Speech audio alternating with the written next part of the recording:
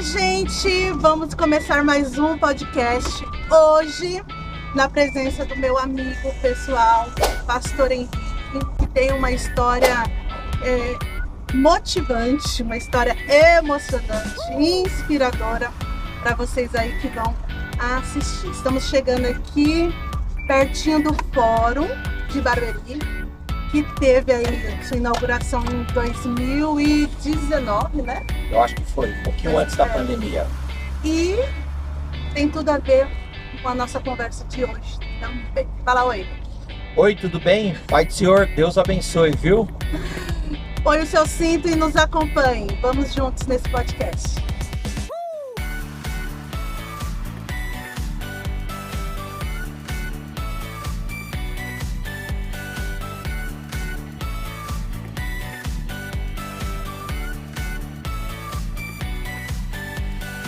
Estamos aqui, mais um podcast, vocês aí que têm acompanhado aí a nossa seleção aí de podcast. Quem ainda não se inscreveu, aproveita aí para se inscrever, para curtir, para mandar algum comentário, para mandar alguma sugestão. E hoje eu estou aqui com o Pastor Henrique, eu sei que muitos de vocês conhecem. E quem ainda não conhece vai começar a conhecer, vai começar a seguir a partir de hoje. E começar falando que é uma alegria imensa recebê-lo aqui na nossa Kombi, né? Que o senhor já andou tantas vezes aqui, né? Mas que é uma alegria poder estar aqui recebendo o senhor para contar um pouco da sua história para quem não conhece. E eu queria que o senhor se apresentasse para quem está lá em casa assistindo. Tá bom. Bom, eu quero cumprimentar a todos, que Deus abençoe todos vocês. É um prazer estar aqui com a Roberta, que é uma amiga pessoal, não somente ela, mas toda a família, uma pessoa que nós temos um carinho, um respeito muito grande, e também participando desse podcast que eu particularmente tenho acompanhado e apreciado muito, porque a cada entrevista nós temos conhecido, né, gente que tem contribuído tanto e que tem também deixado um legado muito interessante. Eu quero até te parabenizar, viu, por esse podcast, pelos convidados e por aqueles que virão ainda, né? Tá? E dizer a todos vocês que é um prazer estar com vocês aqui, naquilo que for possível, vamos nos apresentar, né? Tá certo.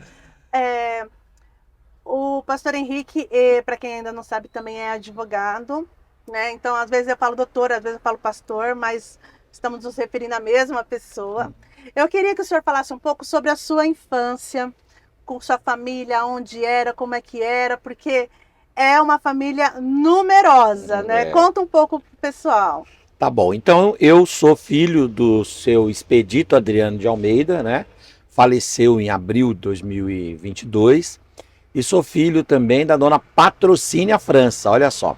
E esse casal era um casal, meu pai de Claraval, Minas Gerais, e a minha mãe de Franca, né, interior de São Paulo, e eles se conheceram em Ribeirão Preto. A minha mãe, filha de pastor, né, de uma família muito pequenininha. O meu pai era um indivíduo que não tinha compromisso com o evangelho, mas que era simpatizante da fé cristã. E ele de uma família numerosa, porque o meu pai já veio de uma família de 22 irmãos. Meu Deus! E aí quando ele conheceu a minha mãe de uma família muito pequenininha, eles se casaram lá no interior, e esse casal juntos, eles tiveram 18 filhos, é bastante gente. Era muita gente. Muita gente. O Elias, pastor Elias França, é o primogênito, né? E a Sunamita é a rapinha do tacho, né? E desses 18, Deus recolheu 3, nós temos 15 vivos aí. E eu nasci em Jandira, porque depois de um certo tempo, meus pais saíram do interior e vieram para São Paulo. E aqui em São Paulo moraram no centro de São Paulo durante um tempo, depois moraram ali na região do Peri, e depois vieram aqui para a região oeste e vieram para Jandira. E eu então nasci, eu sou o 14º filho da minha mãe. A diferença de idade normalmente era o quê? 1 ano? 1 ano, 2 anos no máximo. Gente. Né? Digamos assim que em 36 anos, a minha mãe teve ali os seus 18 filhos, Meu né? Deus. Bastante tempo... E como é que era conviver com tantos irmãos dentro da mesma casa? Por exemplo, se a gente pegar a idade do mais velho para a idade da mais nova, dá cerca de quase 30 anos de diferença. Então, nós fomos sendo criados em blocos, porque quando os primeiros estavam saindo, os outros estavam chegando, né? Mas sempre havia um número grande de número filhos. grande dentro de casa. Então, por exemplo, eu me lembro que na minha época que eu tenho assim memória em casa, nós estávamos em 12 pessoas, né? Porque também tinham os meus sobrinhos daqueles irmãos mais velhos que já conviviam com a gente. Tanto que eu tenho sobrinho que ele é mais velho do que eu. Eu tenho sobrinho e sobrinha mais velhos do que eu, e tenho sobrinho, e esses sobrinhos e essas sobrinhas foram criados ali praticamente como irmãos. A gente não tem muita relação de tio e sobrinho, porque tem assim essa expressão, mas na verdade a gente é mais irmão do que tio. Por conta da idade e da convivência. E da convivência, né? Então, por exemplo, eram 12 filhos, 12 pessoas, 13 pessoas, mais ou menos, isso em dias normais, sem contar final de semana, que o movimento no final de semana... Era bandeira 2. Final de semana é bandeira 2, o movimento é muito maior. Mas assim, a minha casa sempre foi cheia de pessoas. Então, eu nasci em Jandira, e aí eu convivi ali no município de Jandira, tal. Depois que eu saí de Jandira, eu vim morar aqui em Barueri, porque meu pai veio trabalhar aqui. Interessante, eu vim para cá, para Barueri, mais ou menos no ano de 97, 1997. Foi quando eu comecei a morar aqui em Barueri. E aonde eu fui morar? Eu fui morar exatamente no bairro que eu moro hoje, entende? Só que eu morava numa das travessas ali, porque meu pai veio trabalhar aqui e trouxe a família, e a gente ficou aí. E depois cada um foi casando tal, e foi saindo de casa, e eu também casei, morei fora, né? E teve depois... 18 filhos? Não. A Mônica vai assistir e falar, não, eu não quis imitar meus pais, eu não fui tão corajoso, né, como os meus pais, e eu tive só 2 filhos, né? 2 filhos. O Dudu e a Moniquinha, que depois aí a gente vai colocar uma fotinha deles aí para vocês conhecerem. E como que foi assim a questão escolar de vocês, assim, um monte de filhos, como que era a questão de estudo? Tá. O que acontecia? O meu pai, ele fez aquele ensino fundamental 1, né? A famosa 4ª série, né? Então, hoje é o 5º ano. A minha mãe também. Só que o meu pai, ele tinha uma característica profissional diferente. Por quê? Porque ele não ficava muito nas empresas. Ele trabalhava como padeiro. Meu pai era padeiro e confeiteiro. Aliás, um padeiro e um confeiteiro de mão cheia, viu? E ele, tanto que ele ensinou os 8 filhos homens dele, todos no ofício da panificação. A gente aprendeu a arte da confeitaria e da panificação com o meu pai. E ele tinha uma questão que ele fazia, que era inaugurar padarias. Então, por exemplo, se você fosse abrir uma padaria, você podia chamar meu pai e meu pai ia. Eu morei, na verdade, aqui em Barueri, mas a partir daqui, depois daqui também eu saí, depois voltei, saí, voltei, tal. Nós moramos em 18 casas, em 18 lugares diferentes. Então, por exemplo, morei em Jandira, morei em Carapicuíba, morei em Barueri, eu morei em São Carlos, morei em Ribeirão Preto, né? Então, assim, a gente teve uma mudança muito grande. E com estas mudanças, você não conseguia estabilizar na escola, né? Então, por exemplo, às vezes você fazia 6 meses numa escola, aí meu pai já mudava de trabalho, aí eu tinha que ir com ele, nós tínhamos que ir com ele e tal, e você não conseguia terminando o ano. No final, o que aconteceu? A gente foi parando de estudar, não somente eu, mas todos os meus irmãos. Depois que a gente teve a oportunidade, alguns, de retornar, mas a gente não teve a oportunidade de estudar. Por quê? Porque viajava. Outra questão, meu pai foi conduzindo a gente sempre para o trabalho. Então, você tinha que dividir o tempo do trabalho e o tempo da escola. Quando dava 7 anos, você tinha que trabalhar e acompanhá-lo, né? A prioridade era o trabalho. Então, ele conseguiu formar todos na área da panificação. e você tinha que ir. Eu me lembro até hoje o dia que eu comecei a trabalhar, viu? Foi o seguinte, eu tava brincando de carrinho, tá? Eu morava em Jandira nessa época, ali na Henrique San Martino, né, no centro de Jandira. E eu tava lá brincando de carrinho assim, e eu sempre gostei de ficar perto do meu pai. Sempre gostei de ficar perto dele, ali dos adultos, né? O Eduardo tem essa característica que ele também, é meu filho, o Eduardo, ele tem essa característica, ele gosta de ficar mais perto dos adultos do que pessoas da idade dele ou mais novas, né? E eu sempre gostei. Mas só que quando você fica muito perto de adulto, você assume responsabilidades muito cedo. Acaba sobrando, acaba Sobra sobrando. alguma coisa. Aí o meu pai chegou assim para um irmão meu irmão Daniel, e disse assim para o Daniel: Poxa, eu estou trabalhando numa padaria ali, estou fazendo muitos pãezinhos lá, tal, e eu não tenho ajudante. E aí o meu irmão, na época, não podia, e os outros que estavam na idade já estavam trabalhando, porque meu pai era assim, ele ensinava você, depois ele já arrumava um emprego, então você já começava a trabalhar nas padarias, fazendo o quê? Fazendo pão, puxando dobra, de forneiro, limpando lata, bom, trabalhava de forma geral. Aí ele olha assim e me vê brincando com o carrinho do lado. Aí o meu irmão Daniel: Ó o Henrique, Ó o Henrique aí, leva o Henrique. Aí sabe como é que meu pai fez? Meu pai não perguntou se eu estava preparado, meu pai não perguntou a idade, não perguntou nada. Meu pai falou: fique em pé. Eu fiquei em pé, ele olhou assim e falou: já está num tamanho bom de trabalhar. Verdade. Era pelo tamanho. Pelo tamanho. Aí ele já está num tamanho bom de trabalhar. E me levou e eu fui trabalhar e tal. E foi muito legal. Só que ao mesmo tempo, você tinha aquele tempo de trabalho e quando você voltava tinha que ir para a escola. Mas assim, às vezes não conseguia, também não conseguia manter uma regularidade e tal. A verdade é que nós não conseguimos ir na escola. Eu fiz a primeira série, aí depois de um certo tempo consegui fazer a segunda série, para você ver como que as coisas eram díspares. Eu fiz a primeira série em Jandira. A segunda série eu fiz em Ferraz de Vasconcelos. Meu Deus. A gente foi trabalhar em Ferraz de Vasconcelos. Meu pai foi inaugurar uma padaria lá. E aí eu fiz lá a segunda série. Depois, a terceira série, eu fiz pelo... A terceira série eu fiz pelo EJA. E a quarta série eu também fiz pelo EJA. Então veja que já assim, a dificuldade de estudar era muito grande.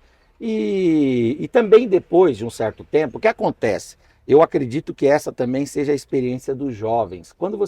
De algum jovem, quando você fica sem ir para a escola, dedicado mais ao trabalho, você passa a ignorar essa área da vida. Entende? Você passa a não achar isso Tão importante. importante. Porque você tem ali a necessidade primária, que é o quê? É trabalhar para você ter o seu sustento. Quando você trabalha, aí você acaba se desmotivando, né? Não deveria, mas acontece isso, né?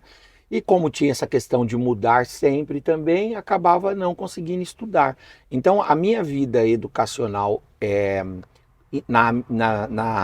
no tempo da minha infância foi bem precarizada. E o engraçado é que às vezes as pessoas acham que essa dificuldade de estudo, ela se dá mais na zona rural. E não, o senhor conviveu totalmente aqui nesse centro, nesse grande centro aqui, e teve essas dificuldades de estudo também, né?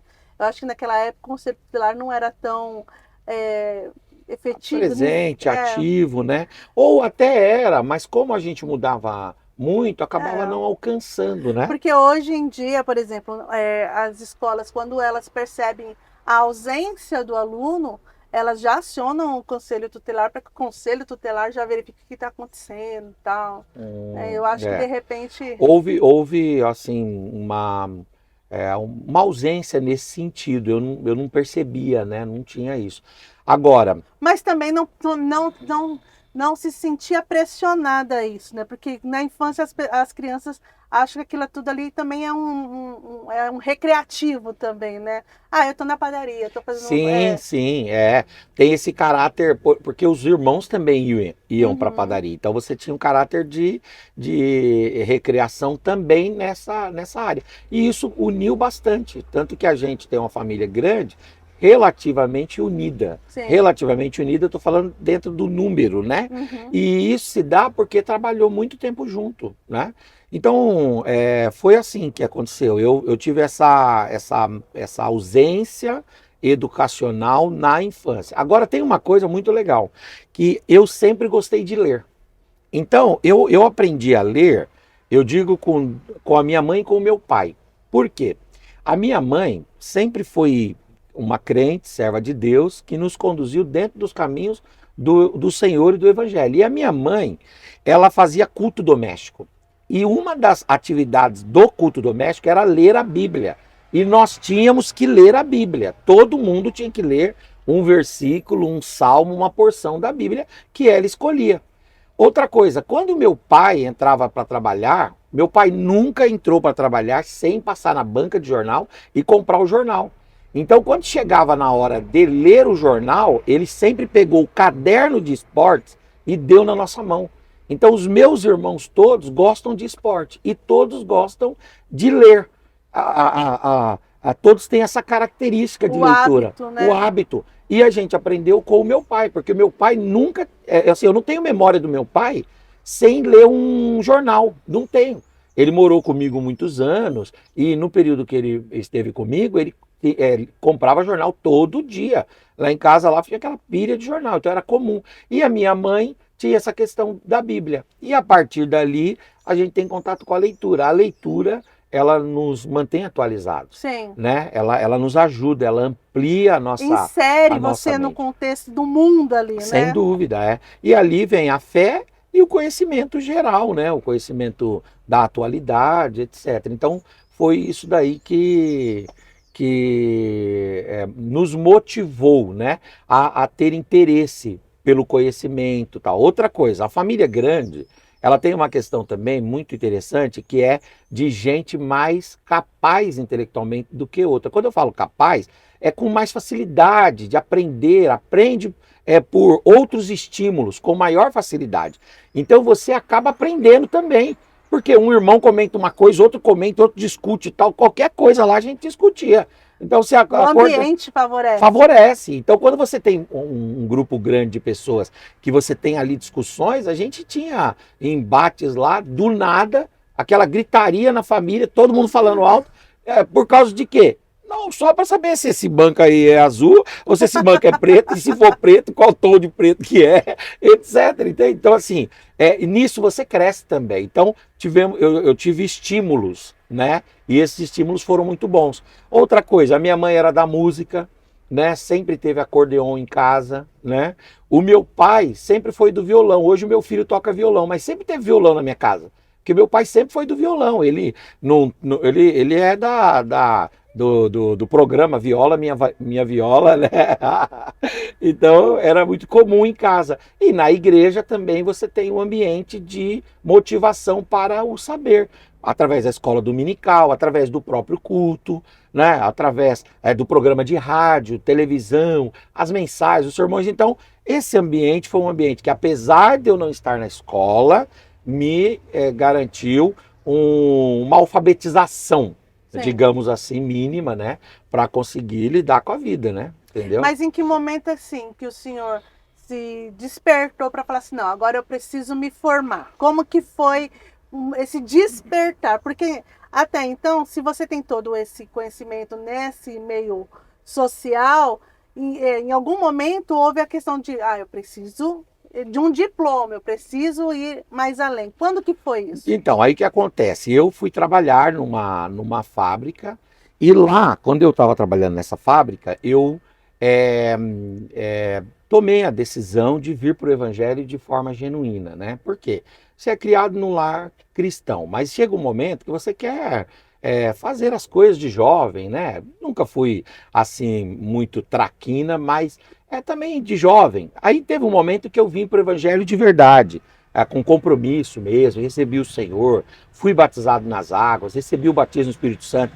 E a partir dali, né?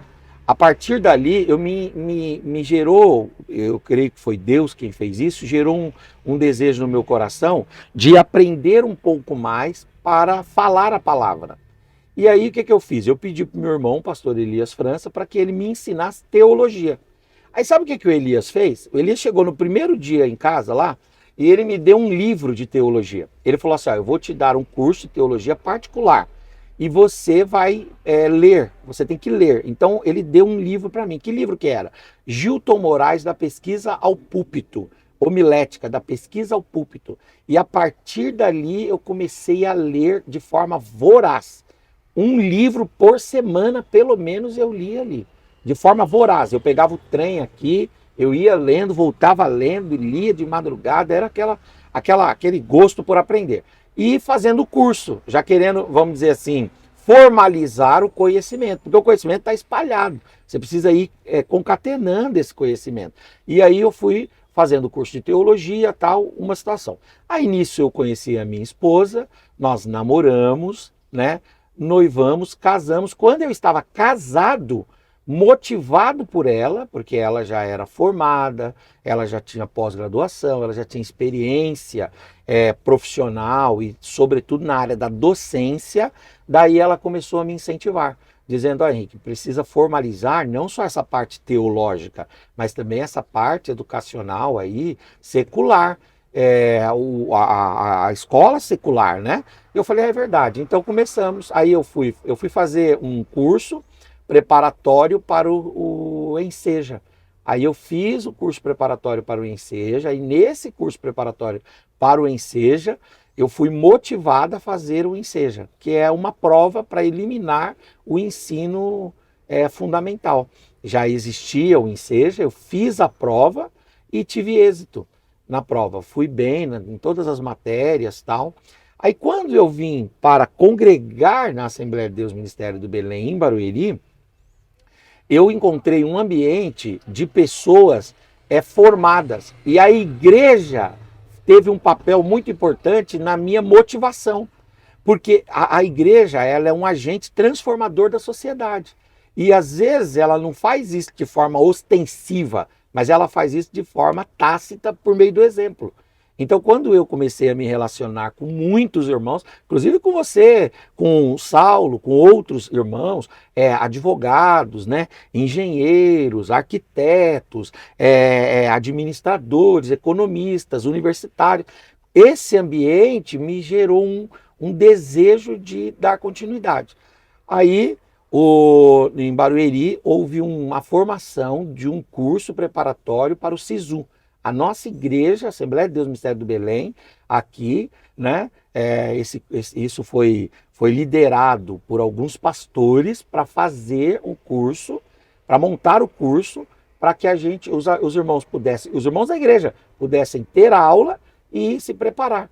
Aí eu fiz o curso. Quem que me deu aula? Pastor Mário Lúcio Breder, a Daiane Souza, do Pastor Eber. Quem que me deu aula? A Daniela Rosendo, a Cláudia Ângela, a Eunice de Moraes. Você lembra disso? E eu fui pegando as aulas com eles ali e fui me preparando para o SISU. Até que finalmente eu fiz de novo o SISU, né? Tinha feito o Enseja, fiz o SISU, e nessa segunda prova eu concluí o ensino médio, né? E foi muito bom. E nesse período eu já estava dando aula de teologia, eu já tinha saído do papel de aluno da teologia e já dava aula de teologia, né? Então veja, na parte profissional eu tinha lá a parte do pão, lá a panificação. Na parte teológica eu já tinha tido essa oportunidade de dar aula, mas eu precisava dessa parte secular, né? E foi a partir daí que eu concluí o ensino médio. E assim, a gente está aqui, né? Já na introdução a gente falou que a gente está aqui em frente ao Fórum de Barueri. E foi a escolha profissional na hora da formação, né? De uma graduação. E por que o senhor escolheu direito? Então, eu acredito que eu escolhi o direito também por estímulos que eu tinha perto de mim, entende? A gente absorve muitas coisas e na hora das nossas decisões, mesmo que a gente escolha aparentemente de forma livre, a nossa escolha ela é influenciada, né? Não existe escolha totalmente livre, totalmente isenta, né? Então, eu acho que por conta do ambiente que eu convivi aqui, eu tive também muito contato com a doutora Maraísa, com a doutora Miriam, né, naquele período contigo, né, o pastor Sérgio Murilo, o próprio pastor Eber Souza, né, o pastor Paulo, que era o nosso pastor aqui também. Então, todos esses estímulos, né, me fizeram desejar o curso de Direito. E na hora que Deus preparou a oportunidade, colocou uma pessoa no meu caminho para me abençoar, para que eu pudesse fazer a faculdade, eu não tive dúvida. Eu falei, não, pastor Heber falou, olha, se você quiser, eu vou te abençoar. Você pode ver aí um curso, eu vou te abençoar.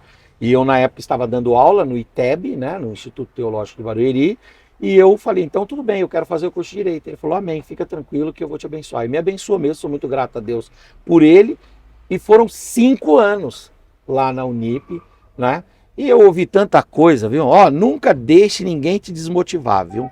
Quem sabe da sua vida é Deus. É Deus que sabe da nossa vida. Ninguém sabe aonde as coisas vão dar. O que a gente pode fazer é projetar, fazer o que é certo, se esforçar e colocar as coisas na mão de Deus. E se for de Deus, vai acontecer. Porque eu recebi, por um lado, muitos estímulos bons. Mas, por outro lado, você sabe disso, né? Sim. Existem muitas pessoas que procuram desmotivar, descredibilizar, desacreditar, né? Mas graças a Deus que prevaleceu a motivação daqueles que foram inspiradores para mim também, entendeu? E hoje a sua formação é Direito, Sim, mas o senhor tem pós-graduação. tenho. Quando eu terminei, eu sou da Unip de 2009. Aí em 2014 eu terminei o curso de Direito. Quando eu terminei o curso de Direito em 2014, eu estava trabalhando num escritório que só fazia parte trabalhista, que só fazia reclamada, que é só empresa, e só fazia da construção civil. Aí eu fui... Uma coisa bem direcionada. Bem direcionada, muito cirúrgico o escritório. E eu fui trabalhar, eu trabalhava nesse escritório na época, me formei como advogado, fazia as coisas, né? Já tinha uma experiência profissional ali nessa área, mas eu queria me especializar. E aí eu fiz o quê? Aí eu fiz 2 pós de uma vez só. Eu fiz uma porque eu sempre gostei da docência. Eu sempre me achei professor. Eu sempre tive essa preocupação de ver as pessoas fazendo as coisas erradas e não deixar elas fazerem. Tentar ir lá e orientá-las. Porque isso ajuda o outro, isso dá uma utilidade para a nossa vida. Entende? Isso traz sentido, significado para nós, né? E eu sempre tive isso aí comigo. Então, o que aconteceu? Eu fiz a pós-graduação de metodologia do ensino superior. Anexada a ela, eu fiz de direito material e processual do trabalho. Você sabe que a necessidade puxa a formação, e a formação abre novas oportunidades, né? É um jogo aqui, né? E de uma dessas especializações surgiu o livro que o senhor tem. De todas as especializações saíram livros. Eu agradeço muito a Deus, viu, Roberta, pela formação que Deus me deu, né? Quando eu paro para pensar assim, eu me emociono bastante. Por quê? Porque é uma carreira que Deus vai permitindo você construir e colocando gente ao seu lado. Sim. Sempre gente muito boa. Por exemplo, quando eu agradeço a Deus pela motivação que os irmãos me deram. Agradeço a Deus pela motivação que a minha esposa me deu. É muito importante, viu? Você vai casar amanhã ou depois, observe o que os seus cônjuges, né? Fala para você a nível de motivação. De construção, né? Construção. Nós estamos aqui para construir o outro e o outro está para construir. Então, eu sou muito grato a Deus pela vida da Mônica, muito grato a Deus pelos professores que eu tive, né, aqui para fazer o SISU. Muito grato a Deus pela vida do pastor Heber, que me ajudou tremendamente na faculdade. Muito grato a Deus pela vida do pastor Hélio, que se esses livros saíram, foi também boa parte pelo incentivo dele, né? E todas as pós eu sempre tive bons orientadores e motivadores. E isso é muito legal. Legal. Né? E assim, a gente está numa semana de comemoração da Constituição Federal, né? Tivemos aí vários eventos, até nas redes de TV, teve reportagens sobre isso. Hoje a gente vive num país que é regido, assim, nossa lei maior é a Constituição Federal, que é de desconhecimento de grande parte da população brasileira, mas que é tão primordial. O que o senhor acha assim, que poderia incentivar, né? Nós, na nossa questão religiosa, incentivamos nossos filhos a lerem a Bíblia. Mas nós, como cidadão, né, como cidadão pais ali, deveríamos incentivar a leitura da Constituição Federal? Sem dúvida, né? Sem dúvida. A nossa Constituição, ela completou 35 anos, né? Porque ela é de 5 de outubro de 1988. É uma jovenzinha ainda. É uma jovem Constituição. Mas é uma Constituição cidadã, uma das constituições mais bem estruturadas e bem elaboradas. O poder constituinte brasileiro foi muito bem formado por grandes juristas, né? Grandes legisladores E pessoas do povo, teve a colaboração de muitas sem pessoas. dúvida, Né? gente do povo que trouxe uma contribuição prática para que a lei ela não ficasse engessada num ordenamento que não fosse possível de cumprir. Praticável, né? Não fosse praticável. Então, a Constituição nossa é uma Constituição cidadã, é uma Constituição que privilegia a democracia, é uma Constituição que privilegia a cidadania, os direitos fundamentais, os direitos sociais, os direitos ambientais, né? A nossa Constituição, eu particularmente, assim, gosto muito de ler a Constituição, incentivo os filhos a lerem a Constituição e acho, Roberta, que você que é da área política, né, que atua muito na área política e que tem bandeiras a erguer na área política, já possui algumas, né, e anexa sempre aquelas que são fruto de boas ideias e de boas iniciativas. Eu acho que essa também é uma luta que você na área política deve abraçar, e todos os políticos, e nós como cidadãos na área da nossa família, dos nossos amigos, mas o político ele tem um alcance municipal, ele tem um alcance estadual, ele tem um alcance regional e um alcance nacional. Então, para quê? Para que este ensino seja dado desde a base, desde a base. Por quê? Porque se a gente tiver um povo consciente dos seus direitos e das suas responsabilidades, o Brasil, que já é uma potência em muitas áreas, vai se tornar um país cada vez melhor. Então, eu acredito que na área política também tem que se ter iniciativas para que esse conhecimento legislativo, esse conhecimento jurídico, esse conhecimento constitucional, esse conhecimento administrativo, ele exista desde os primórdios. Uma expressão bíblica, né, que fala que a letra, ela mata, ela é morta e mata, porque a letra em si, ela não tem capacidade de mudar. Quem que tem capacidade de mudar? É o cidadão que lê o que está lá, e imbuído daquele conhecimento, imbuído daquela autoridade, daquela legitimidade, vai e faz. Aplica no dia a dia. Aplica no dia a dia. Então, é muito interessante isso daí. Eu acho que a nossa Constituição é uma Constituição que atende às nossas necessidades. Ela já sofreu muitas emendas, né? E eu vejo que sempre num processo de adequação da Constituição à realidade do povo, porque se a gente pensar no Brasil há 35 anos atrás, em todos os aspectos, o Brasil era outro, Sim. não é verdade? Então é importante que se façam essas adequações, mas nunca sem garantir os direitos fundamentais, sem preservar a dignidade da pessoa humana, sem conservar, né, aquilo que tem a ver com os direitos sociais, com as aquisições de direitos que foram tomadas sob muito trabalho, sob muito suor. E né? é interessante porque assim, né, ninguém pode alegar falta de conhecimento como uma justificativa para cometer algum, né, deslize. Mas ao mesmo tempo não existe o incentivo ao conhecimento das leis. Então você pensa assim, você chega num ambiente lá, existe a lei agora obrigatória que tem que ter um código de defesa do consumidor em cada estabelecimento comercial.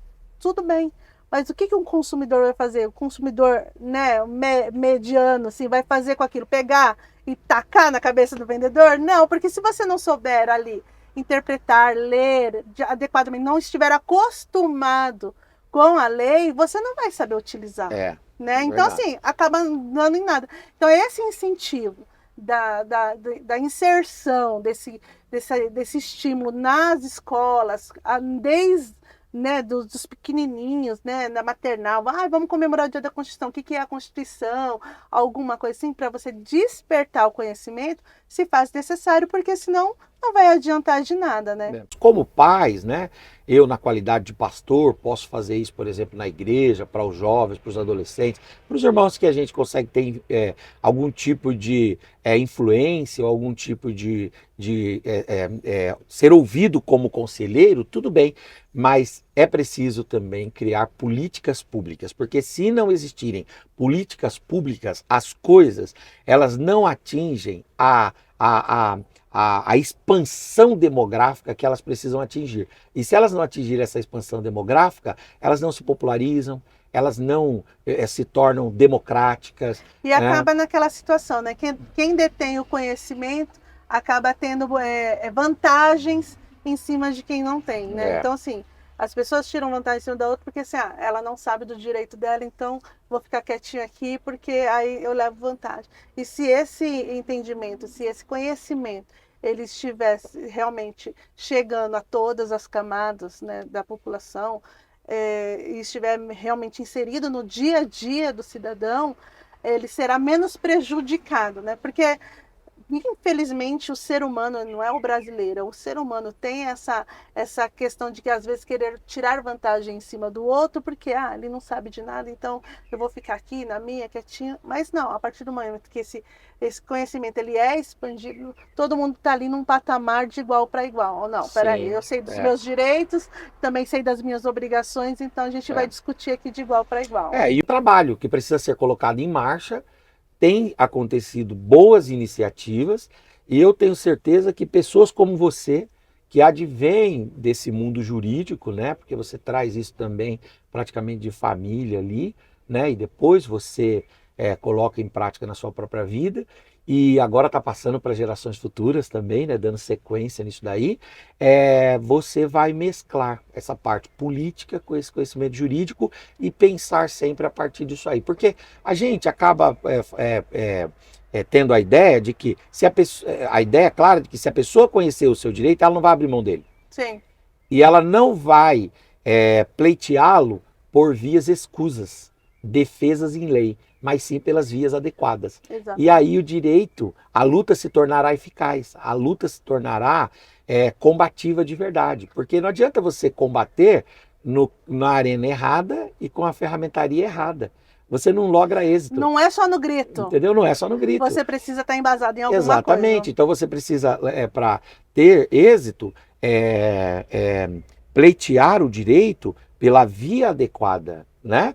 É o chamado remédio, né? O remédio constitucional, o remédio legal adequado. Se você tiver o remédio adequado, a via adequada e as ferramentas adequadas, o direito será estabelecido de forma quase que tácita, né? De forma tranquila. Então é isso, é muito bom e é muito importante, né? Olha, eu vou me comprometer a disponibilizar o link da Constituição Federal lá no Instagram para quem quiser ter acesso, porque às vezes fala assim, eu não tenho uma Constituição Federal. Se você está me vendo aí do seu celular mesmo, você pode acessar uma Constituição Federal, pode começar a ler, lê devagarzinho, não precisa ter pressa não. Lê, procura entender aquilo que está lendo. Se não está lendo, não está entendendo, procura algum comentário sobre aquele artigo e você vai ver que a sua vida começa a melhorar porque você começa a ter instrução do que é ser de verdade um cidadão brasileiro, no caso da nossa Constituição, né? Sim, sim. Vou colocar lá e depois vocês acessam lá o Instagram para ter todo o conteúdo da Constituição Federal aí no seu celular. É um tempo curto, mas eu acho que valeu muito a pena, foi muito esclarecedor, foi muito inspirador para aqueles ainda que estão pensando, poxa vida, já tô aqui, minha barba já tá nascendo aqui, ó, já tô velhinho, já não sei nem o que eu quero fazer da vida, ainda tem oportunidade. O estudo é um caminho, né? É um caminho que vai te levar a lugares longes, né? Às vezes você já tem formação, você já está aposentado, né? Não tem problema, continua exercitando aí os neurônios, aprendendo, trazendo conhecimento, que também isso vai trazer uma jovialidade aí para o seu dia a dia, para sua mente, aí para você não ficar com mal de Alzheimer aí, ó. Bora estudar. Pastor Henrique, eu quero agradecê-lo por disponibilizar esse tempo, né, de abrir a sua vida aí para nós todos que estamos assistindo e dizer que eu sou grata a Deus pela sua amizade da Mônica, Dudu, Moniquinha. São pessoas que eu amo e que fazem parte, né, do meu dia a dia. E eu agradeço a Deus por ter vocês na minha vida. E eu quero deixar uma lembrancinha aqui do nosso podcast, que já tá aí, ó, causando aí. Posso abrir? Pode, deve. Então, tem um lacrinho aqui. Isso. Eu espero que o senhor goste. É só uma recordaçãozinha. Eu sei que o senhor tem um monte de caneca, mas essa o senhor não essa tinha. é especial, pelo amor de Deus. Eu quero também, Roberta, olha aqui, ó, que legal. Mostrar esse lado aqui, ó. Na Kombi, ó. Muito legal, viu? Olha, que Deus te abençoe, viu, Roberta? Eu sou grato também a Deus pela sua vida, pela vida do Saulo, né? Toda a sua família. É uma família que desde que eu cheguei aqui em Barueri, no Belém, né? Já morava aqui, mas no Belém, vocês nos receberam com muito carinho, né? Isso foi lá em 2008. Vocês nos receberam com muito carinho, com muita gentileza e sempre, né, nos integraram em muitas coisas. E eu só tenho a agradecer. E eu quero dizer para você que eu tenho orado por você, tá bom? Eu sei da sua luta, eu sei dos seus propósitos, eu sei dos seus sonhos, dos seus objetivos, e você tem não só a minha família, mas uma gama de famílias que tem orado por você, tem ladeado você e tem estado ao seu lado. E nós vamos juntos.